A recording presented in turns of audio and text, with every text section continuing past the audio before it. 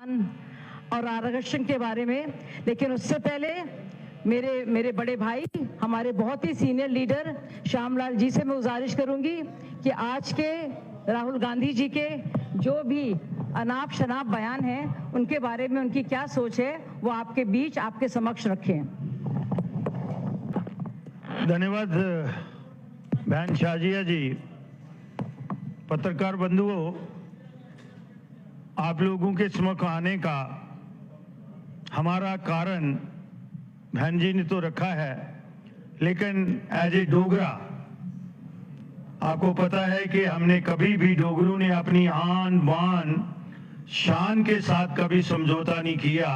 और डोगरा वॉरियर्स ऐसे वॉरियर थे हिंदुस्तान में, दूसरे राजाओं ने जो भी लड़ाई लड़ी है with in the territory of India लड़ी है, लेकिन डोगरा वॉरियर्स महाराजा गुलाब सिंह से लेके महाराजा हरि सिंह और जिसमें जनरल जोरावर सिंह, हम इन लोगों ने अपनी सरहदें जो हैं तिब्बत, बल्तिस्तान, अफगानिस्तान तक बढ़ाई। और आज मुझे लगता है कि कहीं ना कहीं एक आदमी दिल्ली से उठता है और यहां आके जम्मू संभाग में और कश्मीर संभाग में बनाल के इस पार और बनाल के उस पार एक बात रखते हैं। और वो बात जो है वो 1931 से और 1949 से जुड़ती है। मैं आज पुंछ और मेंढर में था, तो जब मुझे पता चला तो मुझे लगा कि मैं वारिस हूं डोगरा, जो हमारी यहां की सल्तनत रही है। 125 साल डोगरों ने जम्मू कश्मीर में राज किया है, कहीं भी मेरे राजा महाराजाओं पे एक भी स्पॉट नहीं। और ये मैंने कहा कि 125 साल 1822 से लेके 26 अक्टूबर 1947 तक महाराजा हरि सिंह, जो last ruler of the Jammu Kashmir state थे, उन्होंने रूल किया और बड़े डिग्निफाइड तरीके से डोगरा ने अपना रूल्स किया। कहीं भी यहां पे हिंदू मुसलमान की बात नहीं हुई, कहीं कोई कन्फ्लिक्ट नहीं हुई, कहीं कोई इस किस्म की बातें नहीं हुई। लेकिन मैंने 1931 की बात की है और 1949 की बात की है। आपको पता है कि यहां पे मुझे लगता है कि उसमें कांग्रेस का उस समय भी ये साजिश रही होगी, जो टू नेशन थ्योरी की बात थी। शेख अब्दुल्ला को यहां प्रमोट किया और शेख अब्दुल्ला ने यहां मुस्लिम कॉन्फ्रेंस बनाई, जिसमें जो बाद में नेशनल कॉन्फ्रेंस बनी। आज राहुल गांधी की बात से ये बात जुड़ती है।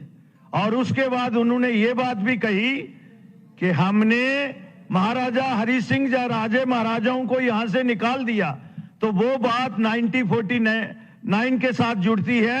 जब ये कंडीशन शेख अब्दुल्ला ने रखी थी पंडित जवाहरलाल नेहरू के सामने कि जब तक आप महाराजा को यहां से जिला वतन नहीं करते तब तक मैं यहां काम ठीक तरीके से नहीं चलने दूंगा। डोगरों ने तब भी खून का लहू पिया था और वो पिया था लहू, और अपने जिगर में आज तक हमारे में वो आग है।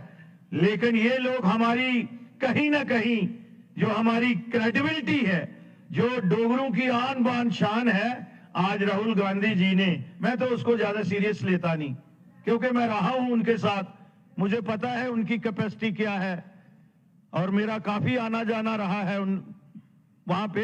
मैं उन बातों में नहीं जाऊंगा, मैं तो ज्यादा सीरियस नहीं लेता। लेकिन मुझे ये मेरी ड्यूटी बनती है कि मैं अपने जो फोर फादर्स हैं, जो यहाँ के हमारे राजे महाराजा रहे हैं, जिन्होंने ये जम्मू कश्मीर की रियासत को कार्व किया था, मैं उनको डिफेंड तो कर सकता हूं। तो मैं राहुल गांधी जी से ये पूछना चाहता हूं और कांग्रेस से ये पूछना चाहता हूं कि 1931 में भी आपकी ही साजिश थी और 1949 में भी आपकी ही साजिश थी और आज भी वही साजिश कर रहे हैं आप।